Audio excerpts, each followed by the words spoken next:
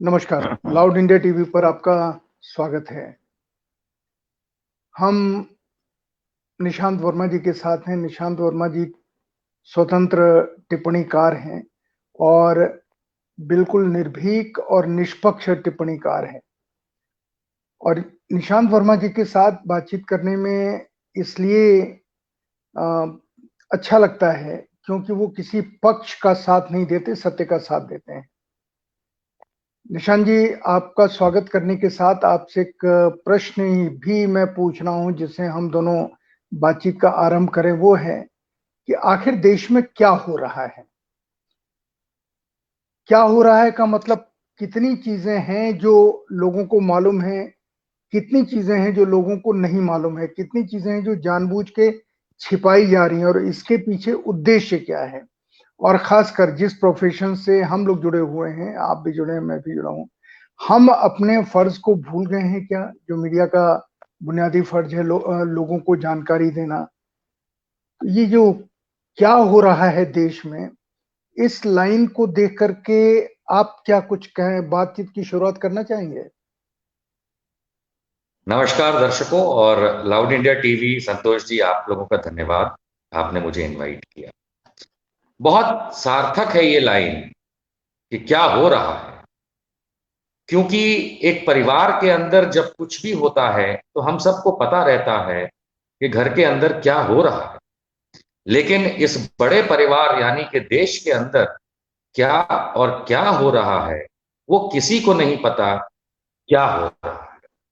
मैं कुछ बहुत बारीक एग्जाम्पल शुरुआत में दे दूं, एक दो, बाकी हम्म। चर्चा में फिर हम्म। आगे। उदाहरण के तौर पे आज की तारीख में भारतवर्ष में क्या हो रहा है ये बताने का जिम्मेदार आजकल मीडिया बन गया, जबकि ये हम्म। एक सरकार की जिम्मेदारी होनी चाहिए, चाहे वो राज्य की हो या केंद्र की हो, कि वो अपने लोगों को बताए कि उनके राज्य में अथवा देश में क्या हो रहा है। लेकिन आज की तारीख में मीडिया एक ऐसा माध्यम बन गया है, खास करके मेन स्ट्रीम मीडिया और फैला हुआ निरंकुश सोशल मीडिया, जो ये बताता है कि क्या क्या और कैसे हो रहा है। अब इसके अंदर एक उदाहरण देखें तो कोरोना वायरस, पूरी दुनिया में कोरोना हम्म। वायरस का कहर है ये माना जाता है। संतोष जी, हम जानते हैं कि भारत के अंदर कोरोना वायरस को लेकर के कितनी ज्यादा गहराई से भारत सरकार ने एनडीएमए मार्च के अंत में 2020 में लगाई। यानी कि क्या हो रहा था कि सरकार और सरकारें इतनी सजग हो गई थी, और आज देखिए क्या हो रहा है ये किसी को नहीं पता। इसी तरीके से भारत की इकोनॉमी, अर्थव्यवस्था क्या थी, क्या हो गई, और कोरोना की आड़ में क्या हो रहा है ये किसी को नहीं पता। तो आज ये कुछ उदाहरण दिए जिनका आगे चल के मैं कोशिश करूंगा कि अपनी ओपिनियन रख सकूं। परंतु आपकी बात, ये लाइन इस प्रोग्राम की बिल्कुल सार्थक है। क्या हो रहा है? जब जब आपने कोरोना की बातचीत की, तो कोरोना के ऊपर जो हो रहा है वो समझ में नहीं आ रहा है कि जब 400 केस अपने देश में थे, उस समय हमने सारे देश को इतनी गंभीरता के साथ कर्फ्यू का संदेश दिया। हमने संदेश दिया कि लॉकडाउन होगा, लॉकडाउन हुआ। पर सरकार ने ये समझाने की कोशिश नहीं की कि लोगों को क्या करना चाहिए। टेलीविजन के ऊपर प्रधानमंत्री ने जितना भाषण दिया उतना ही, लेकिन अगर लोगों को ये समझाने की कोशिश होती कि इसमें सावधानियां उससे ज्यादा बरतनी है जो आम वायरल फीवर में बरती जाती हैं, शायद ज्यादा अच्छा होता। लेकिन जितने संगठन थे जो अपना दावा करते हैं कि हम देश में किसी भी आपदा के समय, विपत्ति के समय हम सेवा करते हैं, जैसे मेरा इशारा राष्ट्रीय स्वयंसेवक संघ की तरफ है। संघ इस पूरे संकट काल के दौरान, कोरोना जब से शुरू हुआ और अब जब हम 30 लाख क्रॉस कर चुके हैं, वो कहीं जमीन पे नजर नहीं आ रहे हैं। और न ये पता है कि संघ ने सच्चा या झूठा कोई काम किया कि नहीं किया, क्योंकि जिस पार्टी के पास बूथ लेवल के वर्कर हों, मैं भारतीय जनता पार्टी की बात कर रहा हूं, आज बूथ लेवल का वर्कर हो और जिसके पास संघ जैसा संगठन हो, जो कहें कि हमारी गांव-गांव में शाखाएं हैं, वो लोग जमीन से इस आपदा के समय, विपत्ति के समय, संकट के समय गायब रहें और देश 400 से 30 लाख पहुंच जाए। 30 लाख का मतलब हम ब्राजील को भी क्रॉस कर रहे हैं। 30 लाख का मतलब हम कोरोना में की दौड़ में हम अमेरिका को पछाड़ने के रास्ते पे पहुंच चुके हैं। ये समझ में नहीं आता कि ये क्यों हो रहा है कि संघ चुपचाप बैठा है।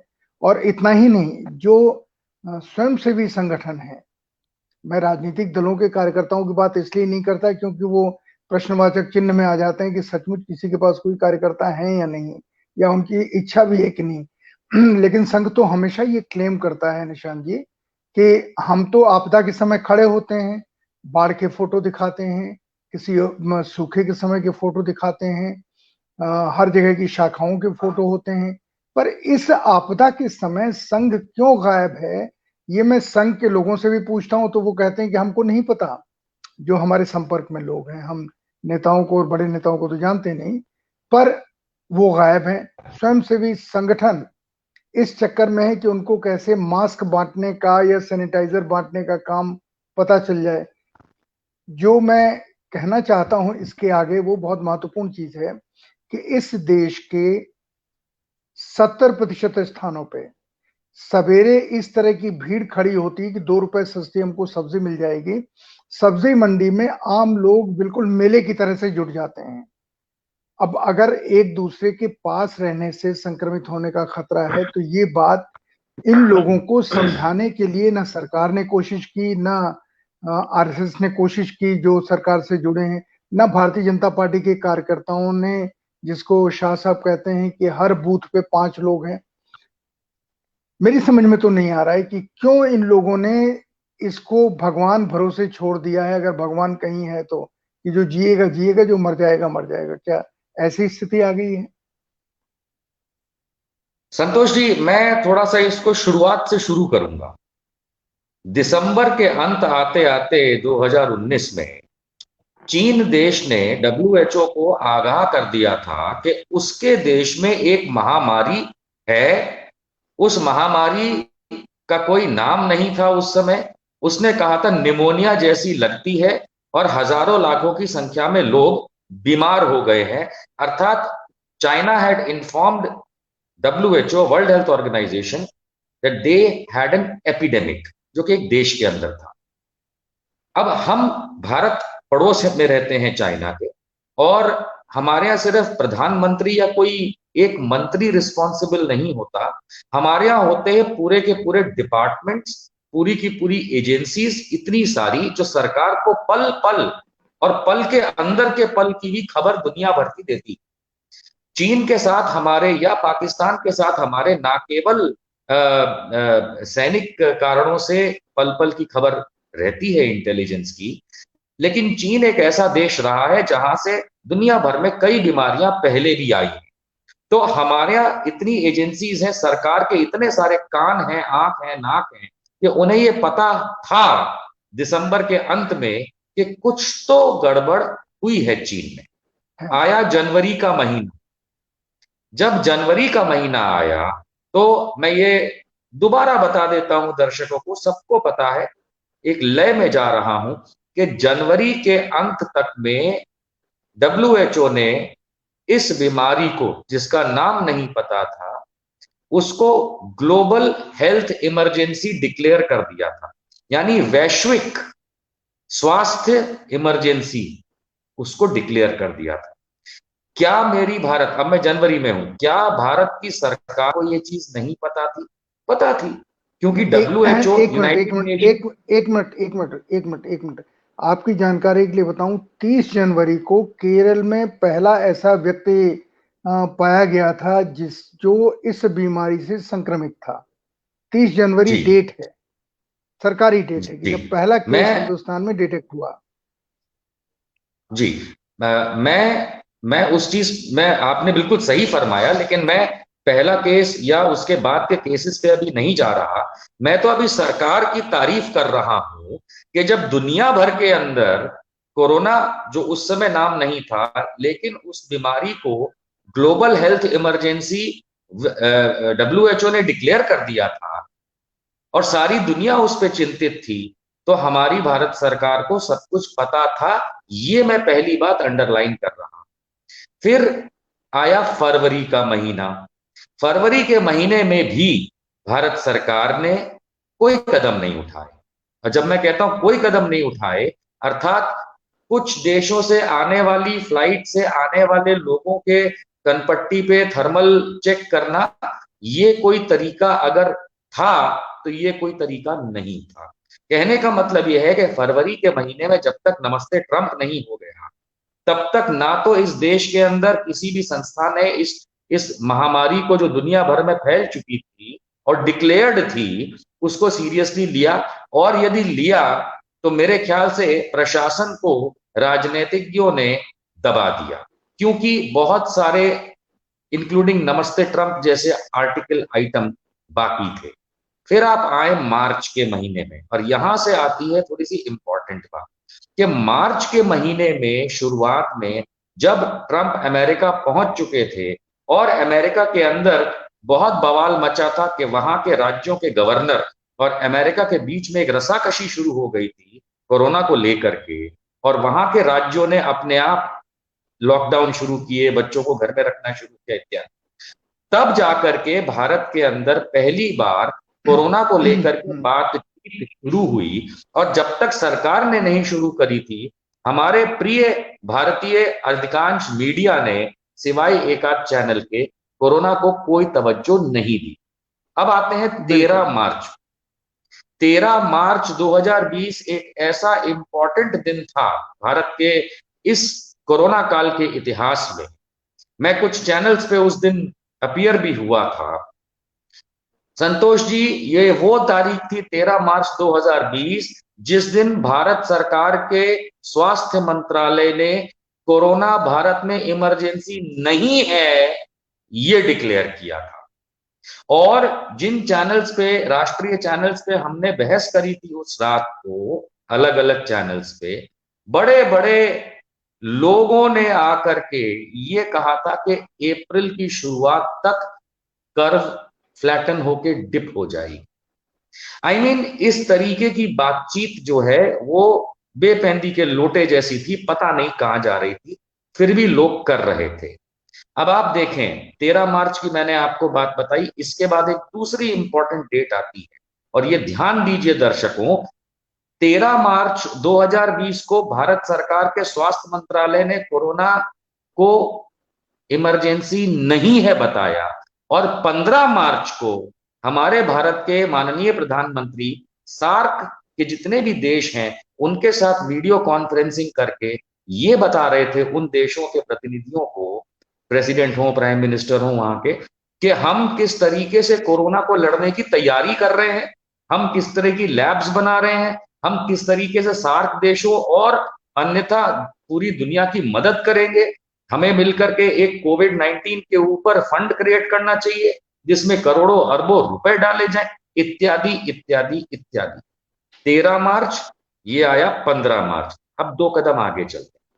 15 मार्च को इतना करने के बाद, जबकि भारत में तो कोई इमरजेंसी थी नहीं भारत सरकार के हिसाब से, 19 मार्च को माननीय प्रधानमंत्री टीवी पे प्रकट होते हैं रात को 8 बजे और आप लोगों से गुजारिश करते हैं कि जनता कर्फ्यू रविवार के दिन लगाया जाए, और जिसको सहर्ष पूरे देश ने बिना किसी पार्टी की लाइन पकड़े हुए कि किसी राजनीति को नहीं पकड़े हुए, ये समझते सोचते और जहन में लेते हुए कि प्रधानमंत्री जी शायद पहली बार, कई लोगों को तो ऐसा लगा, मुझे भी ऐसा लगा कि पहली बार एक ऐसी अच्छी बात कर रहे हैं जिसको मान करके शायद देश का पहली बार कुछ वो भला करें।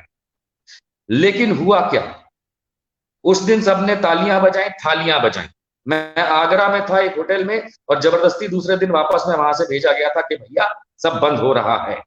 अर्थात कहने का तात्पर्य यह था कि जनता कर्फ्यू किस मुस्तैदी से लोगों ने लगाया उसका अंत ये आया कि 25 मार्च से इस देश में कंप्लीट लॉकडाउन मोदी जी ने करा दिया।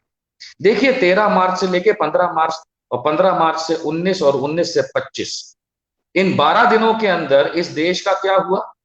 देश के दिमाग, लोगों के दिमाग के अंदर एक कंफ्यूजन पैदा कि ये 12 घंटे का वायरस है क्या? क्या ये हेल्थ इमरजेंसी है भी या नहीं?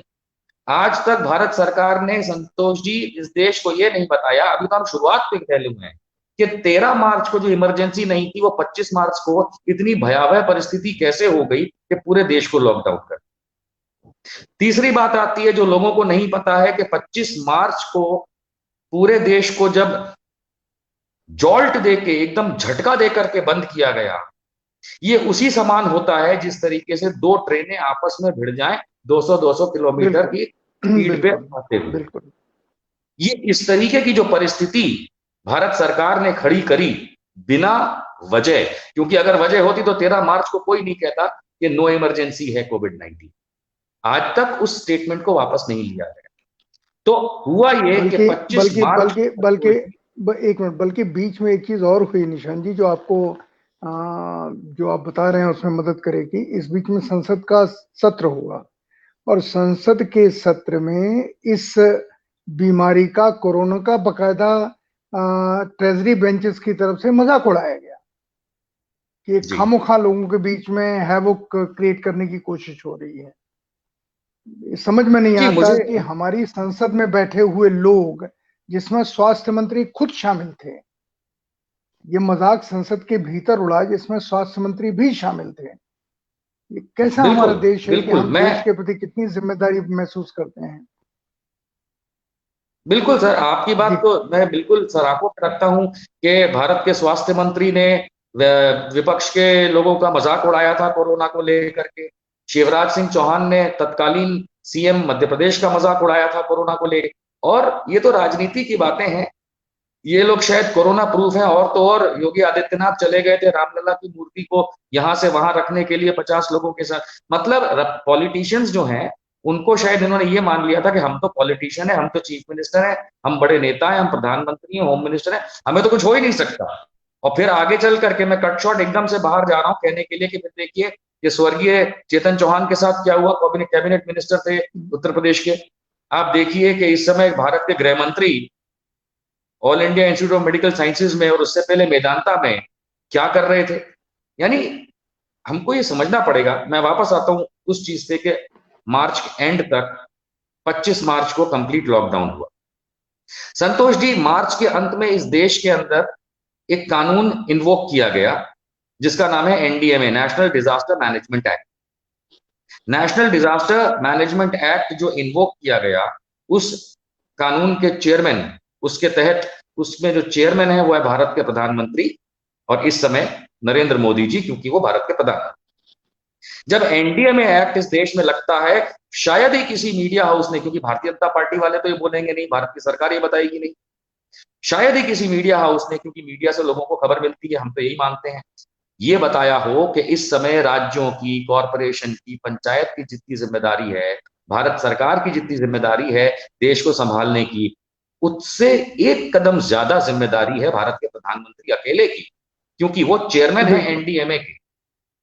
और उस चीज से बचने के लिए कि एनडीएमए की जिम्मेदारी को कम से कम बताया, दिखाया, समझाया जाए, आप देखते हैं कि किस तरीके से कोरोना काल के लॉकडाउन 1, लॉकडाउन 2, लॉकडाउन 3 इत्यादि के अंदर राज्य सरकारों पे, कॉरपोरेशंस पे, पंचायतों पे, और खास करके जो भारतीय जनता पार्टी रूल्ड नहीं है उनको किस तरीके से घेर करके उनके ऊपर अटैक करने की कोशिश करी, बस सिर्फ इसलिए कि मोदी जी का कहीं गलत दिख ना जाए। यानी जो ये आज का कि क्या हो रहा है, हो क्या रहा है, मोदी जी को बचाने के लिए देश का एक वर्ग, चाहे वो मीडिया का हो, चाहे वो शासन प्रशासन में हो, चाहे वो भारतीय जनता पार्टी के स्पोक्स पर्सन जो पहले भारतीय है, उसके बाद वो कुछ और पार्टी के लोग, क्या ये लोग एक उस व्यक्ति को बचाने की कोशिश में है? हो क्या रहा है? उस एक व्यक्ति को बचाने की कोशिश में है जो वैसे भी दिखाता था कि हमारे यहाँ तो फेडरल सिस्टम होना चाहिए, एक आदमी चलाना चाहिए पूरा देश। लो, मौका आया तुम्हारे पास, तुमने देश डुबो दिया। और मैं क्यों कहता हूं देश डुबो दिया, इसके मैं आपके 2-3 उदाहरण रख देता हूं। एनडीए में लगा मार्च के अंत में, अप्रैल के महीने के अंदर हमने क्या देखा? अप्रैल के महीने के अंदर हमने देखा कि लोगों के पास नौकरी नहीं, पैसा नहीं, स्कूल कॉलेज तो बंद हो गए, फैक्ट्रियां बंद हो गई, छोटी छोटी दुकानें बंद हो गई, और मिला लोगों को तो सिर्फ एक चीज, लाठी पुलिस की। मैं आज तक नहीं समझ पाया हूं कि क्या नरेंद्र मोदी भारत के प्रधानमंत्री ने राज्यों की सरकारों को यह कहा था कि पुलिस वालों को यह कहें कि जो आदमी बाहर मिले उसको लाठी मारो। तो मैं चाहता हूं कि आज अमित शाह को भी लाठी मारी जाए। मैं तो चाहूंगा, मेरा अपना ओपिनियन है कि अगर हर कोरोना के अंदर ऐसे व्यक्ति जिसने किसी भी उस समय के और आज के भी एनडीएमए कानून आज भी लगा हुआ है, अगर किसी ने ये किया है कि जिसकी वजह से उसको खुद को कोरोना हुआ या लोगों को हुआ, तो मेरे ख्याल से शिवराज सिंह चौहान से लेकर के जितने भी ये बड़े बड़े लोग हैं, चाहे वो योगी आदित्यनाथ हो, अमित शाह हो, सबको पुलिस का वही व्यवहार मिलना चाहिए। क्यों नहीं मिलना चाहिए? लेकिन इन्होंने गरीबों को, इन्होंने एक आम इंसान को यह दिखाने के लिए कि देखिए हमने जो कदम उठाए हैं वो इतने सुदृढ़ हैं कि अगर आपने नहीं माना तो कोरोना, क्योंकि महाभारत की लड़ाई 18 दिन में लड़ी गई थी, ये 21 दिन में हराने वाले थे। लेकिन भारत की अधिकांश जनता जानती थी कि जो व्यक्ति 100 दिन का काला धन वापस लाने का वादा करे, जो व्यक्ति 50 दिन के अंदर नोटबंदी की बातों को खत्म हो जाने का और देश वापस ठीक लाइन पे चलने का वादा करे, वो इन 21 दिनों की क्या बात करे। मुझे याद पड़ती है 14 अप्रैल की तारीख, संतोष जी, 14 अप्रैल 2020, लॉकडाउन को बढ़ाने के लिए, लॉकडाउन 1 के बाद लॉकडाउन 2 आने के लिए मोदी जी फिर प्रकट हुए थे टेलीविजन पे। और जब जब मैं वो रिकॉर्डिंग को देखता हूं, मुझे मोदी जी पे कायदे से गुस्सा आता है। उन्होंने ये कहा था कि क्योंकि पूरी दुनिया के अंदर ये महामारी जो है ये कंट्रोल में नहीं आ रही और भारत के अंदर कंट्रोल में लानी पड़ेगी, नहीं तो उन्होंने कहा था कि कठोर कदम उठाए जाएंगे। हम सबको याद है कि 25 मार्च 2020 जब लॉकडाउन हुआ, तकरीबन 550 कोरोना पॉजिटिव मरीज इस देश में थे।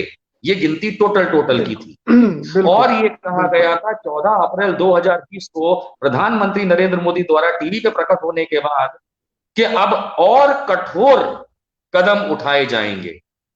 कट टू, वो कठोर कदम आज 30 लाख मरीज होने के बाद कहां है? आपने डंडे मारे लोगों को, आपने घर में बंद करके रखा, आपने नौकरी नहीं करने दी, आपने धंधे बिजनेस दुकानें नहीं चलने दी, आपने कहा कि मैं गरीबों के जन धन अकाउंट में पैसे डालूंगा, गरीबों को मैं खाना पदार्थ घर तक पहुंचाऊंगा।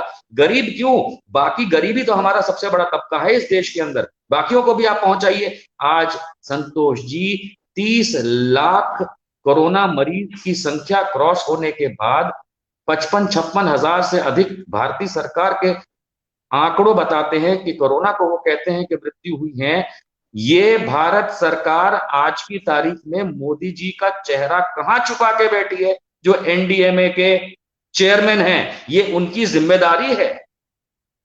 मेरे कंपनी के अंदर एक मैनेजर अगर 6 महीने तक सेल्स खराब करता है तो साहब मैं उसको नौकरी से निकालता हूं। मैं ये नहीं कहता कि अब तुम इसको ठीक करके दिखाओ। तो जिस व्यक्ति ने, और व्यक्ति ने, ये व्यक्ति विशेष की, माफ कीजिएगा 30 सेकंड, व्यक्ति विशेष की राजनीति करती है भारतीय जनता पार्टी नरेंद्र मोदी को लेके। ये आपके सामने कोरोना काल का मौका है, जिम्मेदारी एनडीएमए के चेयरमैन की है। इस देश को गर्क में ढकेलने का काम एनडीएमए के चेयरमैन ने किया। खुशनसीबी है। मैं इसको एक दूसरी तरीके से देखता हूं, जो मैं आपसे शेयर भी करना चाहता हूं, दर्शकों से भी कहना चाहता हूं कि जब हम प्रधानमंत्री का नाम लेते हैं तो हमारे मन में उनके प्रति कोई विद्वेष या उन्हें गलत नीचा दिखाने का मंशा नहीं होती। हमारी चिंता ये है कि इस देश को पिछले 7 साल में हमने एक सिस्टम ऐसा क्रिएट कर दिया है कि जिसके लिए कोई दूसरा जिम्मेदार नहीं है, सिर्फ प्रधानमंत्री जी जिम्मेदार हैं। किसी मंत्री से बात कीजिए पीएमओ, जिससे भी बात कीजिए पीएमओ, मैसेज कहां से आ रहे हैं? पीएमओ से। तो मैं ये कह रहा हूं कि हम जब प्रधानमंत्री कहते हैं तो हम प्रधानमंत्री से ये अपेक्षा रखते हैं कि चूंकि प्रधानमंत्री पूरे देश का एक तरीके से मुख्य कार्यकारी अधिकारी है, अब जब सारी चीजें उसके हाथ में हैं और कलेक्टिव रिस्पॉन्सिबिलिटी कहीं है नहीं, क्योंकि कोई भी मंत्री, केंद्रीय मंत्री कहीं पर भी घूमता हुआ नहीं दिखाई देता, कोरोना को मॉनिटर करता हुआ, कोरोना के बारे में सावधान करता हुआ या सिस्टम को रेगुलेट करता हुआ दिखाई नहीं देता। इसलिए जब प्रधानमंत्री का नाम लेते हैं, वो बड़े कष्ट से लेते हैं कि प्रधानमंत्री अपना कर्तव्य क्यों पूरा नहीं कर रहे हैं। निशांत जी संतोष ने जी, जिसका जिक्र किया कि प्रधानमंत्री इसका जिम्मेदार है, मैं कहता हूं प्रधानमंत्री इसलिए जिम्मेदार है, उन्हीं की बात में जोड़ता हुआ, क्योंकि प्रधानमंत्री जी को जिस तरीके से देश की सबसे बड़ी समस्या, बाकी समस्याओं के ऊपर हम बाद में आएंगे, पर सबसे बड़ी आज की समस्या जिंदगी और मौत की कोरोना है। कितने गरीब मर गए। मैं अब बंटवारा कर रहा हूं, जहां पर हम पहुंच गए हैं कि 70% एक तरफ है, 30% एक तरफ है। उस 70% के लिए जितनी सुविधाएं, जितनी चीजें, चाहे वो रेल हो, रोजगार के साधन हो, कुछ हो, उनका कहीं जिक्र नहीं है। 30% के लिए सारी चीजें घुमाने की कोशिश हो रही है। निशांत जी, आप कुछ बीच में कह रहे थे जब मैं प्रधानमंत्री जी को लेकर कह रहा था तो। जी संतोष जी, आप तो सांसद रहे हैं, आपने तो सरकारों की फंक्शनिंग पार्लियामेंट में बैठ करके देखी है। जहां तक मैं समझता हूं और देश समझता है, ये मैं खाली रिपीट करने के लिए कह रहा हूं कि कोई भी सरकार जो होती है उसको चलाने का जिम्मा जो होता है ग्रुप ऑफ मिनिस्टर्स में होता है। एक पूरी की पूरी ग्रुप ऑफ मिनिस्ट्री होती है जिसमें हेड प्रधानमंत्री होते हैं जो रिप्रेजेंट करते हैं राष्ट्रपति को अपनी ग्रुप ऑफ मिनिस्ट्री की तरफ से। अब हमने भारत के अंदर ये देखा है कि प्रधानमंत्री को हम लोग, कोई भी प्रधानमंत्री रहा हो पहले या आज का, कि सरकार के अंदर बाकी मिनिस्टर से हम एक कदम ऊपर मानने लगे, जबकि वो खाली रिप्रेजेंटेटिव है वो पूरे ग्रुप ऑफ मिनिस्ट्रीज का।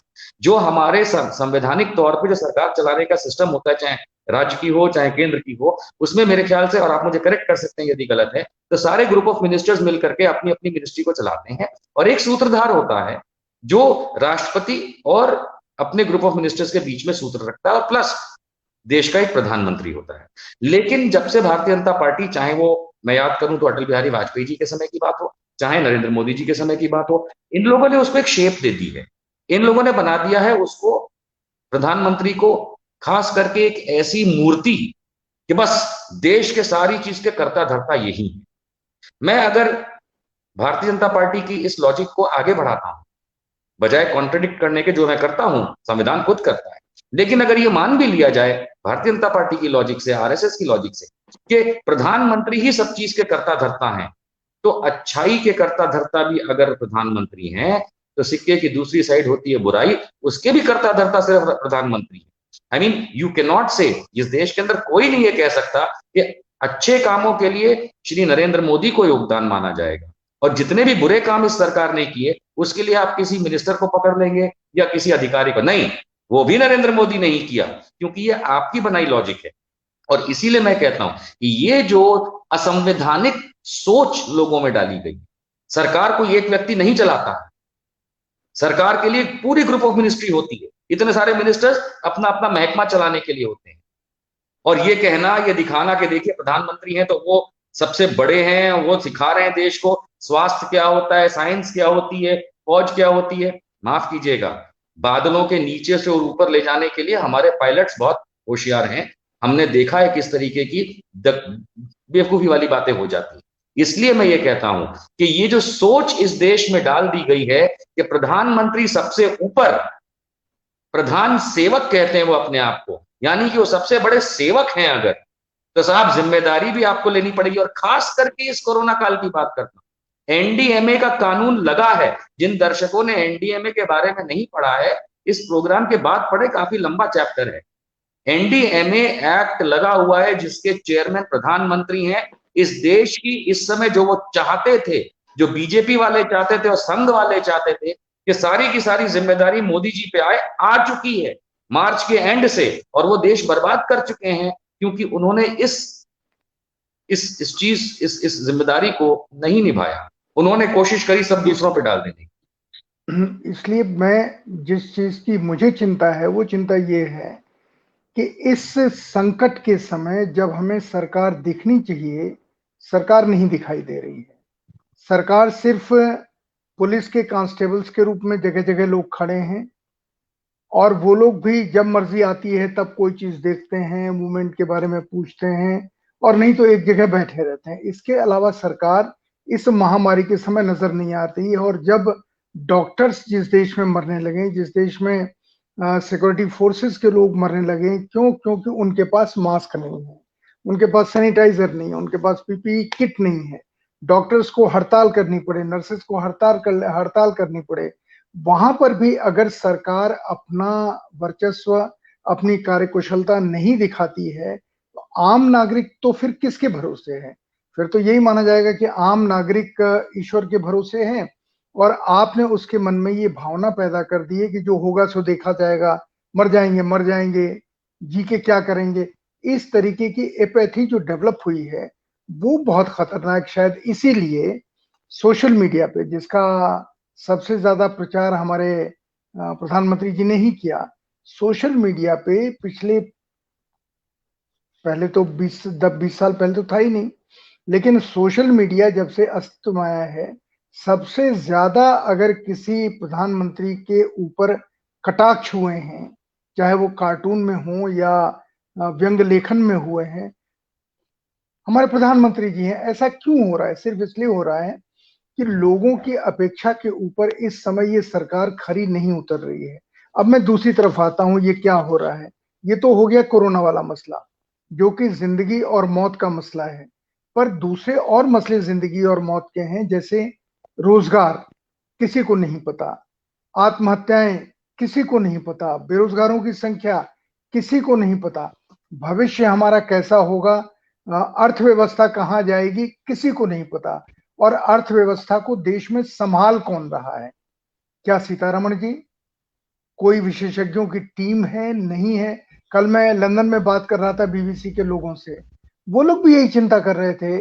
हम लोग एक प्रोग्राम करते हैं, ग्रेट जर्नलिस्ट, वो लोग भी वहां से यही कह रहे थे कि हिंदुस्तान की इकोनॉमी का जितना भट्टा बैठा है, और हिंदुस्तान की इकोनॉमी को लेके सरकार चिंतित नजर नहीं आती है, सिवाय एक इसके कि बड़े बड़े आंकड़े फेंके। और एक दोस्त ने तो और कमाल की बात बताई, वो निशान जी ये कमाल की बात बताई कि विश्व के दूसरे देश हमारे जो आंकड़े हैं, जिसको डेटा कहते हैं हम, उसके ऊपर भरोसा ही नहीं करते। और इसीलिए हमारे यहाँ, हम भले ही कहें कि इतना प्रतिशत एफटीआई में, इन्वेस्टमेंट में बढ़ोतरी हुई है, पर कहीं दिखाई तो देती नहीं। अगर दिखाई नहीं देती, रिजर्व बैंक उसको स्वीकार नहीं करता, और खुद अपने प्रधानमंत्री के कहे हुए आंकड़ों को रिजर्व बैंक गलत ठहरा देता है, योजना आयोग गलत ठहरा देता है, बैंक गलत ठहरा देते हैं, तो हमारा जो सिस्टम है ये, हम कहां से कितना बिगड़ा है, कैसे ठीक होगा मेरी तो समझ में नहीं आता। संतोष जी, इसीलिए तो ये लाइन है कि ये क्या हो रहा है। पर इसकी गहराई में जाने की, आपने जो कहा, बिल्कुल उसकी गहराई में जाने की आवश्यकता है। और एक बात समझ लें, अंग्रेजी में एक कहावत है, दर्शकों को भी पता है, you elect monkeys, you witness circus. उसका मैं आपको कारण बताऊं कि लोगों को ऐसा लगा, प्रोजेक्शन जो था मिस्टर मोदी के प्रोपागेंडा का अक्टूबर 2013 के ऑनवर्ड्स, कि मोदी जी ने तो पता नहीं गुजरात का कितना विकास कर, कि अब गुजरात तो मतलब स्वर्ग हो चुका है। लेकिन ऐसा नहीं था। मेरा 30 साल का अनुभव है गुजरात का। मैं गुजरात में इतना काम किया है, इतना रहा हूं, सरकार के साथ काम किया है। जब मोदी जी सीएम होते तब भी मैंने ऑब्जर्व किया है, अक्रॉस दी टेबल बैठ करके डिस्कशंस हुए हैं। मुझे पता है कि गुजरात के लिए नरेंद्र मोदी जी ने एक ढेले का काम नहीं किया। और ये मुझे कैसे पता? आप उनके 13 साल के जो बजट्स हैं, जब वो सीएम थे, वो निकाल के देख लें। अगर आप वो निकाल के देखेंगे नहीं, और सिर्फ अगर कोई सोशल मीडिया में या इंक्लाइंड मीडिया, जिसको गोदी मीडिया भी कहा जाता है, अगर उसकी तरफ अगर नजर मार करके खाली हेडलाइन देखेंगे, उससे कोई पता नहीं चलता। किसी भी व्यक्ति को उनके 12-13 साल के बजट निकाल के देखना चाहिए। उन्हें पता चलेगा, लोगों को पता चलेगा कि जब केशुभाई पटेल चीफ मिनिस्टर गुजरात को हटा करके नरेंद्र मोदी को 2001 में बिठाया गया था चीफ मिनिस्टर गुजरात का। और ये मैं इसलिए बता रहा हूं ताकि देश को पहले ये समझ में आए कि उनका बैकग्राउंड खुद का क्या है। 2001 में जब इनको चीफ मिनिस्टर बनाया गया था गुजरात का, तब तकरीबन 4000 करोड़ का कर्ज गुजरात पे हुआ करता। और जब इन्होंने प्रधानमंत्री का शपथ लिया, उस समय उन्होंने स्वाभाविक है कि चीफ मिनिस्टर गुजरात का रेजिग्नेशन दिया था। तब उस समय 3 लाख करोड़ से अधिक गुजरात पे कर्ज था, जिसमें ये मान के चलिए कि आधे से ज्यादा पैसा इंटरेस्ट का था, ब्याज का था। मतलब नरेंद्र मोदी ने दुनिया भर से, देश के अंदर से, दुनिया भर से गुजरात के लिए पैसे उगाए, यानी कि ब्याज पे लिए, कर्ज लिया, और अपना काम बनता, भाड़ में जाए जनता, और निकल लिए। आज की तारीख में 3.5-4 लाख करोड़ से अधिक का कर्ज गुजरात पे है, और जिसमें आधे से ज्यादा कर्ज ब्याज है, इंटरेस्ट है। ये पर ओरिजिनल यहाँ गुजरात मॉडल। नहीं नहीं पर यहाँ मेरा एक सवाल है आपसे, क्योंकि आप विश्लेषण कर रहे हैं, गुजरात का जिक्र कर रहे हैं। मैं ये जानना चाह रहा हूँ कि हमारे देश में डिक्टेटरशिप नहीं है, कोई अथॉरिटेरियन रूल नहीं है। हमारे देश में मीडिया है, स्वतंत्र मीडिया है। हमारे देश में एक ही मीडिया नहीं है, टेलीविजन भी है, प्रिंट भी है, राज्यों के भी अखबार हैं। देश में भी लोग टेलीविजन देखते हैं। दूरदर्शन को छोड़ दें, मान लें कि ये उस समय तो दूरदर्शन भी था जो मोदी जी के हाथ में नहीं था। इतना सब कुछ जो आप बता रहे हैं हुआ वहां गुजरात में हो रहा, ये राष्ट्रीय स्तर पर न मीडिया ने कहीं दिखाया, न विपक्षी पार्टियों ने, जिनमें विजिलेंट होना चाहिए लोकतंत्र में। क्योंकि जिस देश में विपक्ष कमजोर होगा उस देश में सत्ता निरंकुश होगी ही होगी और एक तरफा फैसले लेगी। तो विपक्ष ने भी इन सवालों को नहीं उठाया। ये ये कमाल कैसे हो गया? क्या विपक्ष भी ब्राइब हो गया था कुछ लोगों के द्वारा? मीडिया भी ब्राइब हो गया था कुछ लोगों के द्वारा? आप अगर गुजरात में हैं तो इस रहस्य से पर्दा उठा सकते हैं तो उठाइए। जी, आपने बिल्कुल सही सवाल किया। और उस समय जो पक्ष में था, जो सरकारों में थे लोग, उन्होंने क्यों नहीं उठाया, या उस समय के मीडिया ने ये बातें क्यों नहीं उठाई? ऐसा नहीं है, उठाया था। अगर उस समय का 2013 और 14 का मीडिया आप उठा के देखते हैं, चाहे प्रिंट का हो चाहे इलेक्ट्रॉनिक हो, दुनिया भर का भारतीय जनता पार्टी के खिलाफ लिखा गया, और मोदी जी के जो असली चेहरा था उसको दिखाया गया। प्रोपागेंडा इन्होंने ये किया, क्योंकि ये जब बने थे chief minister, prime ministerial candidate, वो मेरे ख्याल से गोवा में अक्टूबर 2013 का जो कन्वेंशन था, उस पे अडवाणी जी को तो इसलिए हटाया गया था क्योंकि कई कारण थे, और इनको बिठाया गया था क्योंकि सबसे ज्यादा पैसा इनके पास था जो अपने इलेक्शन पे खर्च करवा सकते थे। हकीकत मानिए, इन्होंने जो इलेक्शन मोड के अंदर जाके प्रोपागेंडा किया है, जिसको गुजरात मॉडल विकास की बातें इन्होंने बताई हैं, उस बात का मीडिया में आने वाली चीजों से काफी परे असर रहा। उसका कारण ये था कि जब आप खास करके एंटी इनकम्बेंसी में सफर करती यूपीए 2, और जब आप गांव अलग अलग रैलियों में जाकर के, और भारतीय जनता पार्टी पूरी अपनी कोशिश के साथ कि गुजरात मॉडल को दिखाया जाए, तो सर हम भी जानते हैं कि ज्यादातर लोगों के दिमाग में ऑल्टरनेटिव के तौर पे इस चीज का असर पड़ा। साथ साथ राम मंदिर इत्यादि जो इनकी राजनीतिक हमेशा बातें रहती हैं, इनका असर पड़ा। यूपीए 2 के एंटी इनकम्बेंसी के चलते जो वोट स्विंग हुआ, उसका इन्हें फायदा मिला। तो 2014 के इलेक्शन मोदी जी ने जीते या यूपीए 2 की एंटी इनकम्बेंसी हारी, ये एक चर्चा का विषय है। लेकिन जो कुछ भी मोदी जी ने propaganda based Gujarat model create किया था, वो चीज लोगों को क्लिक कर गई, क्योंकि वो एक ट्रेलर था। ट्रेलर की असली फिल्म आप देख रहे हैं ये लोग। उस ट्रेलर के अंदर अच्छे अच्छे, कभी भी फिल्म का ट्रेलर आता है बहुत अच्छा दिखता है, जब आप 3 घंटा या 2 घंटा जाके थिएटर में बैठते हो, कभी कभी सो भी जाते हैं। इस समय देश सो रहा है उस चीज पे, क्योंकि मोदी जी ने जितना झूठ विकास के नाम पे बनाया और प्रोपागेंडा के थ्रू सीटें जीती, 2014 से लेकर 2019 तक उस चीज के अंदर उन्होंने राज किया। राज करने के उपलक्ष्य में उन्होंने देश को कुछ नहीं दिया। अगर आप सही एनालिसिस करेंगे तो इकोनॉमी से लेकर के किसी भी चीज, एजुकेशन से लेके स्वास्थ्य से लेकर के लोगों की भलाई के प्रोग्राम से लेके, सिर्फ अनाउंसमेंट्स हुए, और उनकी जो प्यारी भाषा है उसके साथ पैकेज उन्होंने दिए, लेकिन करके कुछ नहीं दिया। अब आप कहेंगे तो 2019 के अंदर वो री इलेक्ट कैसे हुए? री इलेक्शन के लिए जब आप सत्ता में होते हैं तो आपके पास कई तरीके होते हैं, उनमें से एक पुलवामा भी था। कोई बात नहीं, वो एक चर्चा का विषय है। मैं ये कहता हूं कि ये आए 303 का कैप्सूल, 303 सीटें जीत करके, ठीक है, लेकिन क्या दे रहे हैं देश को, ये ज्यादा जरूरी है। ऐसा नहीं है कि ये सीट पे, कुर्सी पे बैठ गए, राइट टू रिकॉल का हमारे यहाँ नियम नहीं है तो इस देश के अंदर आप कुछ भी चलाएंगे, कतई नहीं। आपके 5 साल के फेलियर की वजह से हम सब जानते हैं कि ये सरकार बैंकरप्ट हो चुकी थी 2018। तब से ये चारों तरफ से लोन ले रही, लोन लेकर के अपने सरकारी महकमों को चलाने की कोशिश कर रही थी। ये करते हुए 2020 में जब कोरोना काल आया, हमने देखा बिलियंस ऑफ डॉलर्स का बाहर से लोन लिया गया। आरबीआई से हमारे पैसे, अर्थात देश के पैसे, हमारे मतलब आपके मेरे देश के पैसे, जिसपे सरकार का कोई अधिकार नहीं है, उसको तोड़ तोड़ करके वहां से ले रहे हैं। और सवाल उठता है कि क्यों ऐसा कर रही? क्योंकि ये वही गुजरात मॉडल है संतोष जी, जिसके अंदर मोदी जी को कमाना नहीं आता। दावे से कह सकता उन्होंने जिंदगी में कभी पैसे नहीं कमाए बिना सरकार के, और जब सरकार में रहे तब भी कभी कमाया नहीं, जो मिला उसको इस्तेमाल किया। और आज की तारीख में इस देश ने, किसी पार्टी का नाम नहीं लूंगा, इस देश ने पिछले आजादी से लेकर के अब तक जो कुछ भी बनाया, खड़ा किया, जिससे सरकार कमाती है रेवेन्यू, ताकि वो अपने खुद के डिपार्टमेंट चला सके, लोगों का भला कर सके, और जो खर्च बाकी चाहिए अगर उसके उपरांत, तो टैक्स के माध्यम से कलेक्ट कर सके।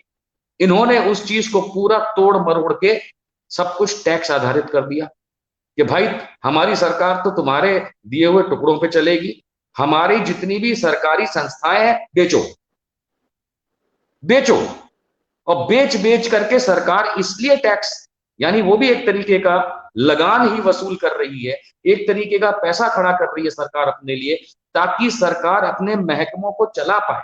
मैं एक उदाहरण देता हूं, कोरोना काल के अंदर लगभग $6 बिलियन से ज्यादा फंड आया भारत के अंदर आईएमएफ से और वर्ल्ड बैंक से। $6 बिलियन से ज्यादा पैसा, 72,000 करोड़ से ज्यादा रुपया आया। क्यों आया? उन्होंने ये कहा कि ठीक है मोदी जी, हम भारत को पैसा देते हैं ताकि आप कोरोना से लड़ाई लड़िए। और जैसा संतोष जी ने सवाल में पूछा था, पीपीई किट कहां है, लोगों के पास सैनिटाइजर क्यों नहीं है, 20 सेकंड तक पानी से हाथ धो के लिए साबुन कहां है, इत्यादि। तो ये जो 72,000 करोड़ या उससे भी ज्यादा रुपया बाहर से आया, संतोष जी मान के चलिए कि इस देश के अंदर जितने भी सरकारी कर्मचारी हैं, जितने भी एमपी, एमएलए, एक्स एमएलए, जिनको भी पेंशन मिलती है, जिनको तनख्वाह मिलती है, इस पूरी सरकार को चलाने में यह पैसा फूक गया, लोगों तक नहीं पहुंचा। ये लोगों के लिए नहीं था, क्योंकि इस सरकार के पास अपने रिजर्व्स नहीं, क्योंकि इस सरकार के पास अपना रेवेन्यू कमाने का तरीका नहीं, क्योंकि मोदी जी के पास कोई नीति नहीं। मोदी जी के पास कोई नीति नहीं, सब मोदी जी की बात करेंगे, मोदी जी का जवाब मिलेगा। जब मोदी जी इतने बड़े फेलियर हैं, तो आखिरकार देश तो चलाना ही है। तो देश चलाने के लिए चारों तरफ से, मुझसे कई लोग कहते हैं पर ये मोदी जी थे जो बाहर से पैसा लाए, भीख मांगने के लिए जब देश का प्रधानमंत्री आएगा तो पैसा तो मिलेगा। मुझे इसमें क्योंकि मुझे लगता है कि इतना सामान्य विश्लेषण अगर करेंगे तो हम फिर जल्दी ही किसी डेड एंड पे पहुंच जाएंगे। इसलिए मैं कह रहा हूं कि कुछ घटनाएं ऐसी हुई हैं कि पिछले 1 साल में, 2 साल में हमने अपनी जितनी भी संपत्ति, आपने जिस शब्द का इस्तेमाल किया, जो कमाने वाली संस्थाएं थी, वो संस्थाएं सिर्फ कमाने वाली नहीं थी, चाहे डिफेंस में हो, पेट्रोलियम हो, ये सब युद्ध के समय या राष्ट्रीय संकट के समय जब विदेशी हमला हो, ये देश के खड़े होने की गारंटी थी कि देश को अगर कहीं से कोई पैसा ना मिले तो हमारा डिफेंस सिस्टम, हमारी जो फैक्ट्रीज बनी थी, वो हमें कम से कम उतने हथियार बना के दे सकती है जितने हथियार से देश अपनी सीमाओं की रक्षा कर सके। पेट्रोलियम हो, रेलवे हो। अब रेलवे जिस तरीके से बिकी है, उससे ये लगता है कि गरीब के चलने के भी साधन खत्म हो रहे हैं। अब ये मुझे ले जा रहा है कि सरकार सारी चीज बेचती जा रही है।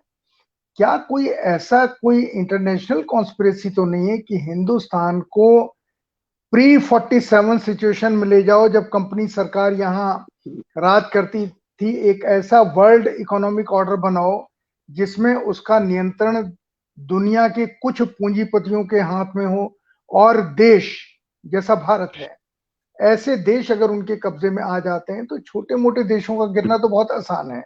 क्योंकि आजकल किसी देश पे कब्जा करने के लिए आपको फौज भेजने की जरूरत नहीं है, अगर उसे इकोनॉमी पे आप कब्जा कर लेते हैं। खेती हमारे यहाँ अलाभकारी धंधा हो गया। 2008 में जब एशियन टाइगर गिरा था, जो डाउनफॉल आया था, हम नहीं गिरे थे उसमें, क्योंकि हमारी खेती ने हमको बचा लिया था। अब हमने उस खेती को भी एक तरीके से खत्म कर दिया, अलाभकारी कर दिया, और खेती के लिए, खेती अब संपत्ति बन गई है जिसको बड़े इंडस्ट्री वाले खरीद रहे हैं अपने लाभ के लिए। बेरोजगारी का हल कोई है नहीं, क्योंकि कोई भी हम जितनी भी खबरें इधर देख रहे हैं, इतने हजार लोगों को नौकरी से निकाल दिया, इतने हजार लोगों को नौकरी से निकाल दिया। नौकरी किसी को मिली इसकी बात नहीं है, लेकिन हाँ, कहा जरूर जा रहा है कि नौकरी मिलेगी। अब अगर सारे वो संसाधन समाप्त हो जाएं जहां लोगों को रोजगार मिल सकता है, तो फिर हम रोजगार के लिए जो एक नया नारा चला है कि दुनिया के लिए सामान बनाओ, दुनिया के लिए सामान बनाने का एक तरीके से वो ढूंढो, क्या कहते हैं, मजदूर। तो हमारा देश दुनिया के लिए मजदूर बन जाएगा, और इसी में हम आत्मनिर्भर होने की बात कर रहे हैं। मुझे लग रहा है, मैं सचमुच चिंतित हूं, और मैं आपसे भी जानना चाह रहा हूं, हमारे जो मित्र सुन रहे हैं उनसे भी जानना चाह रहा हूं कि क्या ये कोई नई वैश्विक कहानी तो नहीं बन रही है अर्थव्यवस्था की, जिसमें भारत जैसे देश पिछलग्गू हों, सबसे निचले पुर्जे पे आए, लाभ कोई और कमाए, और जैसे अंग्रेजों के जमाने में हिंदुस्तान में होता था कि यहाँ की सारी संपत्ति अंग्रेजों के पास जाती थी, हम सिर्फ यहाँ पर जीने लायक कमा पाते थे, खा पाते थे। उन्होंने सिस्टम बना रखा था जमींदारों का, राजाओं महाराजाओं का, ब्ला ब्ला। हम कहीं दूसरी तरफ तो नहीं जा रहे हैं, ये सिर्फ मानते हुए कि ये मोदी जी की अक्षमता है? नहीं, मेरा मानना है मोदी जी की अक्षमता नहीं है, ये कोई इंटरनेशनल कॉन्स्पिरेसी जैसी चीज है। मैं सवाल छोड़ रहा हूं कि जिससे हमारे जैसे देश उनके नए तरह के उपनिवेश बन जाए, ऐसा मुझे डर लगता है। संतोष जी, एक लीडर, खास करके प्रधानमंत्री हो या भारत सरकार में बैठी कोई भी पॉलिटिकल पार्टी हो, उसकी सक्षमता इस बात से पहचानी जाती है कि जब दुनिया में कॉन्स्पिरेसी चलती हो तो उसके खिलाफ कैसे अपने आप को जीवित, जागृत और जिंदा रख सके। मैं उदाहरण देता हूं, जिन लोगों को नहीं पता है, मोसाड नाम की जो संस्था है, उसने भारत के खिलाफ बहुत सारे षड्यंत्र रचने की कोशिश करी। यहां तक कि अगर जो जैसे विकीलीक्स होता है, वैसे पुराने जो अधिकारियों हैं उनमें से किसी की बात अगर सुन पाए और समझ पाए, कई लोग ऐसा ऑन रिकॉर्ड कह चुके हैं संतोष जी कि मोसाड ने जवाहरलाल नेहरू के बाद से लेकर के इंदिरा गांधी से लेके अटल बिहारी वाजपेयी से लेके स्वर्गीय राजीव गांधी से लेके हर एक को कांटेक्ट करने की कोशिश करी कि किसी तरीके से ग्लोबल कॉन्स्पिरेसी जो इस्लामिक कंट्रीज के खिलाफ है इत्यादि, उसमें भारत उनका पार्टनर बन जाए। मान के चलिए, मेरा अनुभव, मेरा आकलन ये कहता है कि भारत के किसी भी, क्योंकि जब तक कोई प्रधानमंत्री हरी झंडी नहीं देगा ये चीज आगे नहीं बढ़ेगी, इस देश के किसी भी प्रधानमंत्री ने मोसाड की उस चीज को नामंजूर रखा और उनको यहां तक के भगा दिया। अगर सवाल ये उठ रहा है आज कि क्या कोई वैश्विक कॉन्स्पिरेसी है, तो इसका जवाब तो यही है कि क्या मोदी जी इसके अंदर शामिल हो चुके हैं? मैं नहीं मानता।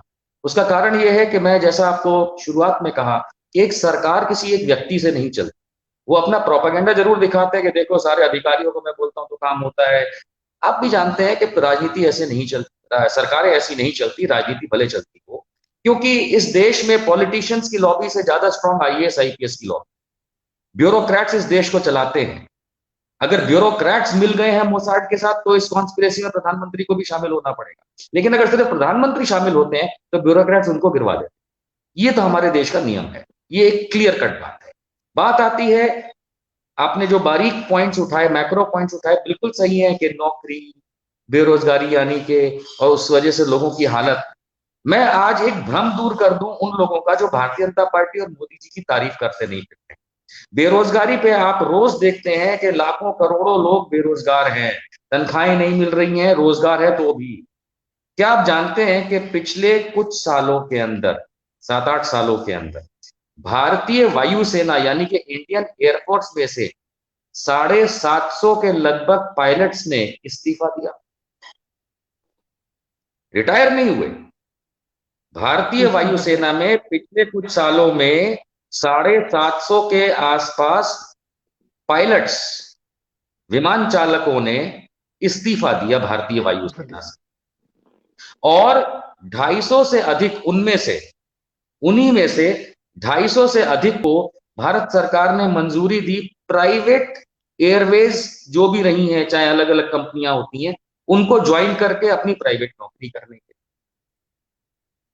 बेरोजगारी से पहले आप देखिए कि जिस बात पे सेना के नाम पे मोदी, भाजपा ये जो कूदते हैं, ये सेना हमारे साथ है, हम सेना के साथ हैं, देश में सेना सबसे ऊपर है, और सेना को सलाम करो, जो कि हमें बिना बताए सब करते हैं, और सेना के नाम पे राजनीति करने वाले ये नरेंद्र मोदी की सरकार के साथ पिछले 7-8 सालों के 700 से ज्यादा भारतीय वायुसेना के पायलट ने रिजाइन किया है। 250 से अधिक को इसी भारतीय सरकार ने मोदी जी की प्राइवेट एयरलाइन में नौकरी करने की परमिशन दी है। और हमारी सेनाओं में, भारतीय वायुसेना, थल सेना, नौसेना में अधिकारियों और सैनिकों की कमी है। और आप नौकरियों की बात करते हैं जो फैक्ट्रियों में या कंपनियों में मिलेगी, ये भारत सरकार अपनी फौज को मोटिवेट नहीं कर पा रही है। लोग सवाल करते तो पिछली सरकार में भी तो कमी थी। भाई, पिछली सरकार में कमी थी, ये सब जानते हैं, लेकिन ये सरकार जो हमारी है, ये तो सेना को अपने से आगे रख करके आपका मन भ्रमित करके वोट लेती है ना। तो फिर ये सरकार भी जब सेना की आपूर्ति तो बहुत दूर की बात रही, लेकिन जाने वालों को नहीं रोक पा रही है, और इलेक्शन या अदरवाइज खड़े होकर ये भारतीय जनता पार्टी वाले और यहां तक कि मोदी जी सेना पे वोट मांगते हैं, ये रोजगार कहां से देंगे आपको? इनके पास कोई नीति नहीं है।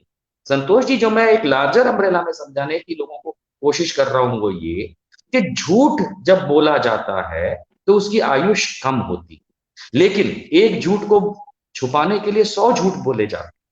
जितना भी इस समय चल रहा है, चाहे वो इकोनॉमी को लेके चले, आपने बिल्कुल सही कहा कि विदेश हम पे सवाल खड़ा कर रहा है कि भारत सरकार के आंकड़े क्या चीज हैं, क्या हो रहा है।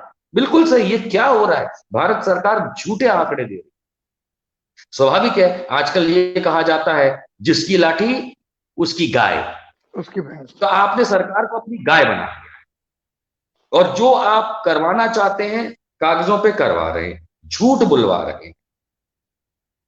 इससे बड़ा एग्जाम्पल मैं बार बार सेना का उद्देश्य, सेना का पॉइंट बीच में लाता हूं ताकि इस सरकार की असलियत आप लोगों को मालूम चले, जो ये मोदी और बीजेपी को सेना से जोड़ के देखते हैं। कहां गया वो रक्षा मंत्रालय का कागज कि चीन हमारी जमीन पे बैठा है? सब चुप, बड़े बड़े चैनल, छोटे छोटे चैनल सब चुप हो गए, क्योंकि मोदी जी चीन को पीछे नहीं धकेल पाए। भारत तो धकेल देता है, हम में बहुत दम है, मोदी जी नहीं धकेल पाए। तो ये जितना भी झूठ छुपाने के लिए हमारी देश में जो अर्थव्यवस्था की हालत है संतोष जी, ये आने वाले कई सालों तक नहीं उठेगी, और इसका दोष कोरोना वायरस को मत दीजिएगा। बाकी देशों में भी जीडीपी डाउन है, उनका भी प्रोडक्शन डाउन है, भुखमरी के कगार पे वो देश नहीं दिख रहे। हमारे देश में जहां टेस्टिंग रेट कुछ भी नहीं है, फिर भी 30 लाख मरीज पॉजिटिव निकले। हम भारत के अंदर मुश्किल से 20,000 लोगों का हर 10 लाख पे शायद टेस्ट नहीं करते, लेकिन अमेरिका में तकरीबन 2 लाख लोगों का टेस्ट होता है कोरोना का हर 10 लाख लोगों पे। अगर भारत भी उस रेट पे, उस दर पे अगर टेस्टिंग करने लगे तो जाने कितने करोड़ पॉजिटिव तो आज की तारीख में दिख जाएंगे।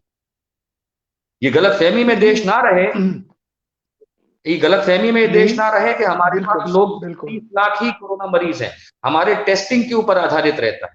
अब इन बातों को छुपाने के लिए जिस तरीके से झूठ दिखाया बताया जा रहा है संतोष, तो आप सोचिए कि मरी हुई इकोनॉमी जो कब्र में जा चुकी है, और इसीलिए भारत सरकार चारों तरफ से पैसे उधार ले रही है और अपनी खुद की भारत सरकार की जो संपत्तियां हैं उसको प्राइवेटाइज कर रही है, अर्थात बेच रही है। ये वो वेंटिलेटर पे सरकार है जो किस दिन गिर जाएगी, इसको तो गिराने की जरूरत भी नहीं पड़ी, ये तो अपने आप गिर वही जाएगी सब। क्योंकि इनके पास नहीं, नीतियां नहीं। आप ठीक कह रहे हैं कि लोग तो अब मजाक में ये भी कहने लगे हैं कि अभी तो आपने हवाई अड्डों को लीज पे दिया है, रेल को लीज पे दिया है, आप ऐसे देश बनते जा रहे हैं जिसका कोई नेशनल कैरियर नहीं होगा क्योंकि आप एयर इंडिया को बेचना चाहते हैं। लोग तो ये कह रहे हैं, मजाक में कह रहे हैं, और जो मुझे लगता है कि मजाक बड़ा खतरनाक है। और मैं देश के जो चलाने वाले हैं उनको ये अ, उनको पता ही होगा, क्योंकि जैसा आपने कहा कि हमारी इंटेलिजेंस एजेंसीज हर चीज की खबर तो देती हैं, फिर उसको एनालाइज करके उसका मतलब निकाले या न निकाले ये सरकार के लोगों का काम होता है, पर एजेंसीज काम करती हैं जितना कर सकती हैं।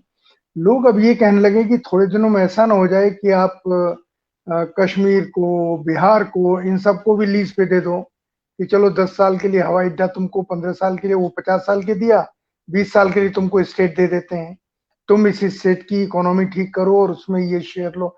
अब ये मजाक ऐसा है जो मन को परेशान करता है, मन को तकलीफ देता है, दर्द देता है कि वो देश है जिस देश ने सुई से लेकर के हवाई जहाज बनाने की क्षमता हासिल कर ली पिछले 70 साल में। आजादी के बाद हमारे यहाँ कुछ नहीं बनता था, हम फिर उसको उस जगह ले जा रहे हैं जहां हमारे पास कुछ नहीं है। हम हर चीज अपनी सारी वो फैक्ट्रियां जिनमें उत्पादन होता था, जो हमारे देश का आधार थी, ताकत थी, वो समाप्त होता जा रहा है कुल मिलाकर के। और लोगों के मन में जो शंका घर कर गई है, जिस शंका की वजह से शायद वो ये मजाक बना रहे हैं, डिफरेंट तरह के कार्टून्स, सोशल मीडिया पे जो भी आए यह बाएं तो शाएं सीरियस होता है वो सवाल आप है। डाल दो, अफवाह पैदा करो। ये हमको कहाँ ले जाएगा, ये कहाँ क्या हो रहा है, ये तो सही सेंटेंस है, पर हमें ले कहाँ जाएगा ये। और ये सवाल देश के लोग सोचते नहीं है, जो मुख्य चिंता की बात है कि लोग सोचते नहीं है। और इसी सवाल के ऊपर मैं इस सवाल को भी छोड़ रहा हूं आपके कमेंट के लिए, और उसके बाद हम इस प्रोग्राम को भी इसी सवाल पे खत्म करेंगे कि आखिर लोग इन सारी चीजों की जानकारी क्यों नहीं चाहते, और ऐसा जो हो रहा है ये हमें ले कहाँ जाएगा। निशांत जी। संतोष जी, आपने बहुत सही कहा। मैं अपने तरीके से इस बात को रखना चाहता हूं कि भारत की सरकार जो इस समय मोदी सरकार कहलाती है, रेल बेच रही है, एयर इंडिया बेच रही है, एलआईसी को डिसइन्वेस्ट कर रही है, यानी सरकारी संपत्तियों को वो डिसइन्वेस्ट करके, प्राइवेटाइज करके वो जो हालत खड़ी कर रही है, तो इसमें मजाक की बात नहीं है। कल को सीरियस सवाल मैं आपसे पूछ लेता हूं भारत सरकार कि आप सेना को कब प्राइवेटाइज कर रहे हैं? क्या हम लोगों के यहाँ अंबानी रेजिमेंट और अडानी ब्रिगेड होने वाली है? क्या हमारे यहाँ प्रधानमंत्री कार्यालय को भी अब गिरवी रखा जाएगा? क्या वो दिन दूर है कि प्रधानमंत्री भी प्राइवेटाइज हो जाएगा? क्या हमारे यहाँ सरकारी मंत्रालय प्राइवेटाइज होंगे? जस्ट इसलिए, सिर्फ इसलिए क्योंकि नरेंद्र मोदी और भारतीय जनता पार्टी के पास कोई नीति नहीं है, क्योंकि आरएसएस, जिसको बहुत बड़ा अधिकांश देश कह सकता हूं, आप कहते रहिए 135 करोड़ के आप प्रधानमंत्री हैं, लेकिन वोट परसेंटेज के हिसाब से क्या 70-80 करोड़ लोग इस देश में जो कहते हैं कि आरएसएस जो है वो देश विरोधी है, क्या आप उसमें से निकले उनके प्रोडक्ट्स आप ये साबित करने को तुले हुए हैं उस मुखौटे के साथ कि आप देशभक्त हैं? नहीं। आप या तो इस देश को संभालने का जो बीड़ा उठाया है उसको संवैधानिक तौर पे पूरा करें सही तरीके से, अन्यथा एजेंसियों को अपने कब्जे में कर लेने से, मैं नाम नहीं लेना चाहता किन किन एजेंसियों को अपने कब्जे में कर लिया, याद रखिए उन एजेंसी में चाहे कोई जज हो, चाहे सैनिक हो, चाहे अधिकारी हो, पहले वो भारतीय है। गुमराह 2 दिन के लिए हो सकता है, तीसरे दिन आपको उठा के फेंक देगा। ये मैं आपसे विनम्रता से कहूं, इससे पहले कि भारत के लोग आपके खिलाफ कुछ कहें, कुछ करें, मेरी विनम्रता से इस भारत सरकार में बैठे भारतीय जनता पार्टी, मोदी, शाह, राजनाथ, और खास करके राजनाथ सिंह या नितिन गडकरी जैसे लोग जो केंद्रीय राजनीति को बहुत पहले से देखते आए हैं,